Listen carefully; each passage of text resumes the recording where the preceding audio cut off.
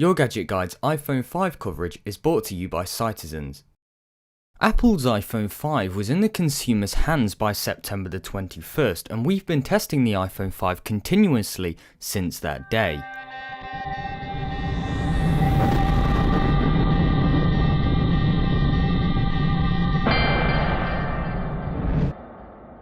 The latest smartphone from Apple has been my daily driver for the past few weeks, and I've put the devices, and yes, that's more than one, to the test, and I've come to a conclusion. With smartphones advancing every single day, we often overlook core quality and don't even double check it's on the feature list while purchasing a smartphone. The iPhone 4's core quality was talked about for all the wrong reasons after AntennaGate stormed the media. Thankfully, Apple have closed the gate on AntennaGate and the iPhone 5 antenna is solid. I'm saddened to report the iPhone 5 I had first time round only allowed my phone calls to take place for less than 30 seconds. After that, the phone wouldn't let the recipient hear my voice. Thankfully, the issue was only present with my first device, and after a replacement iPhone, the issue is no more. As a final result, core quality is exceptionally good and the speakerphone has continued to get better as the iPhone develops. Apple hardware, something that you honestly can't argue with, or can you? Apple's iPhone 5 seemed to have hit the market a little too hard.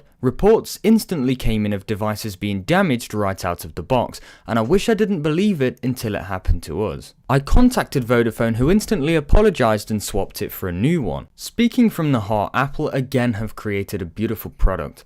Apple said the phone was extremely lightweight, but it's only until you feel it for yourself that you realise how light this thing is. At just 112 grams and 7.6mm thick, it's definitely one of the thinnest smartphones on the market to date. It would be the world's thinnest smartphone if the world, including Apple, hadn't forgotten about Motorola and their Droid Razr. The overall design surprised us all. As the iPhone 5 leaks appeared, the two-toned metal back didn't fit in with Apple's design. However, Apple went ahead with the production. After holding the device, I'm reluctant to inform you of my worries that the back of the device may scratch, therefore I've invested over £60 in protecting my particular device. Compare any of the high-end smartphones against the iPhone 5 and you'll find the iPhone 5 specs don't look overly satisfying. Powering the iPhone 5 is Apple's A6 processor, a dual-core processor clocked at 1GHz, which works alongside 1GB of RAM. I've never considered previous generations of the iPhone slow, however iPhone 5 is noticeably quicker. Everything from launching applications, swiping, scrolling and even browsing has an edge over its predecessor. The best way to test Apple's A6 processor was during gaming. Graphics were improved greatly and it wasn't only the cars running faster, the application was too.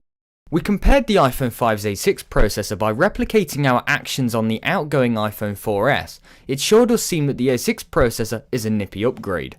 When someone asked me what I was most looking forward to on the iPhone 5, the 4-inch screen was always my answer. Despite the upgraded screen at 4 inches, Apple's iPhone 5 still falls short of competitors, which are now 5 inches and above. Apple have done exceptionally well to increase the screen size without removing the Retina display. By changing the aspect ratio to 16:9, they were able to add an extra row of icons to the home screen without affecting the PPI. It may only be half an inch, but on this occasion, size does matter. I really can't stress enough how much I've welcomed the additional space on Apple's beautiful 4-inch display. I'm also impressed that Apple managed to make this significant change whilst ensuring that the phone is easily usable with just one hand.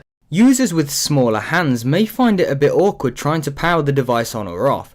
Depending how you hold the iPhone, you should have no problem powering the device using your index finger. The lightning connector. Some love it, some hate it. Let's be honest, you only hate it because it makes your iPhone 4 accessories incompatible. Technology is changing, and so is the iPhone. I'm impressed with Apple's lightning connector. I love the fact that it fits in both ways. If you're overly angry at Apple's upgrade, a 30-pin dock connector to lightning connector adapter is available to buy. However, at £25 I'm a little annoyed. It would have been nice of Apple to include this as an extra to justify the extra £30 I'm paying compared to when I purchased the iPhone 4S. We've been testing the iPhone 5 on Vodafone UK, a network that is yet to see 4G or LTE across its network. Kind of annoying, but I was aware of this before purchasing. Just because the 4G logo isn't there, the iPhone 5 is producing decent speeds on 3G. The highest we've ever achieved was 8 down and 2 up.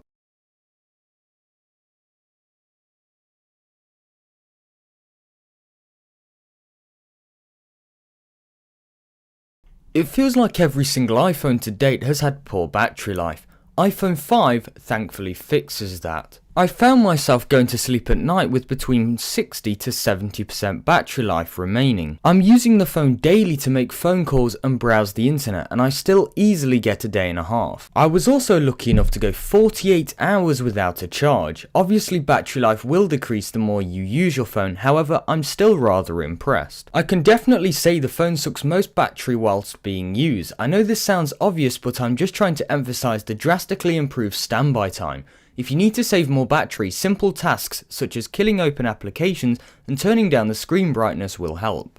iPhone 5 has seen the camera improved, but only slightly. I'd go as far as saying the camera upgrade was rather pointless. The biggest improvement is the front-facing camera, which saw itself updated to a 1.2 megapixel camera which can shoot video and make FaceTime calls in 720p HD. I recently visited a local dump, so it gave me a great opportunity to take some photos. They're not too shabby, but I can't see the difference compared to the iPhone 4S. One of the newest and sweetest additions is panorama mode. You'll definitely have some fun with that. iPhone 5 comes rocking Apple's latest mobile operating system, iOS 6. Before you start to cry, it's important we emphasize iOS 6 was about getting things right rather than adding half-working features.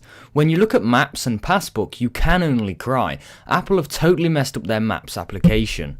iOS 6 does come with 200 new features, but these features are small tweaks. I constantly felt during Apple's keynote that one thing, that killer feature that Apple always have, was missing, and unfortunately it never came. Looking through the OS, I've come to a decision that Facebook integration, the ability to ask Siri for movie times, or taking a panorama photo just doesn't make me want to part with my money.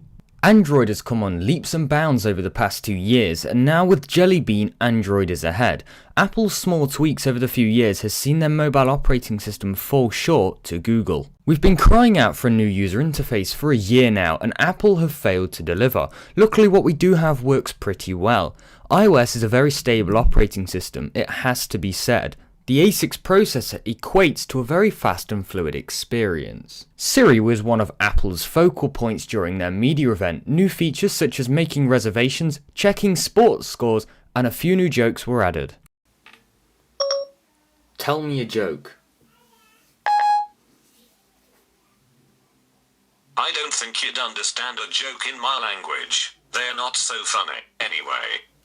In our opinion, it's way better than Samsung's S Voice, but again Apple falls short to Google as Google Voice steals the show. Another new feature would be Passbook, a pre-installed application with pretty much no use. Apple avoided NFC and went down the Passbook route, an idea I feel they may be regretting rather soon. I've yet to find anything that works with Passbook. I put that down to the fact that I haven't really been looking. It's rather pointless until proven useful. With Apple's newest smartphone going LTE, Apple have opened up FaceTime, so with iOS 6 comes an increased phone bill. I personally wouldn't dare use FaceTime on 3G, my network would have a field day, that's before I start on how jumpy it would be. As we've heard in the media, Apple have replaced Google Maps with their very own Maps application, and they've already apologised. Apple Maps, where do I start? Well, if you're using Apple Maps, you probably won't end up where you want to finish. Apple have apologised and promised a fix before recommending that its customers should try some of their competitors. Yes, that's honestly how bad things are. As I mentioned earlier, both the iPhone 5 and iOS 6 lack any killer features. With the iPhone 4, we couldn't believe our eyes, literally as Apple pulled the covers off on their Retina display.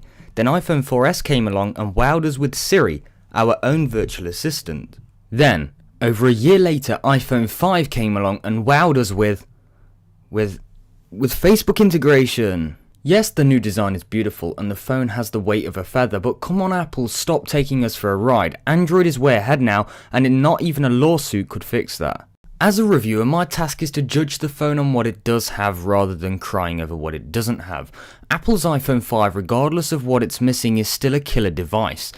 Apple have that one spot to not just make a phone, but you end up being in a relationship with it. You love it, you forgive it, you upgrade it, and that's exactly what stops me from switching to Android. The iPhone 5's small upgrades may add a hint of smile to your face, however it doesn't have any killer features. The most important thing of all is it just works. The iPhone 5 and iOS 6 aren't bad, but both fall short. More so iOS 6 when compared to Android and maybe one day Windows Phone 8. The device itself has beautiful hardware, it lives up to Apple's expectations on that front, however I worry about denting the thing every time I pick it up. Hands down, the iPhone 5 is the best iPhone yet. If you have an iPhone 4 or earlier, this is a worthy upgrade. If you have an iPhone 4S, I would only upgrade if LTE and the larger screen are priorities for you.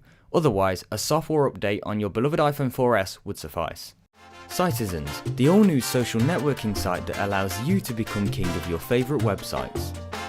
It's the best way to challenge your friends online while earning real money, and best of all, it's free to sign up and play. The only thing that really is missing is you.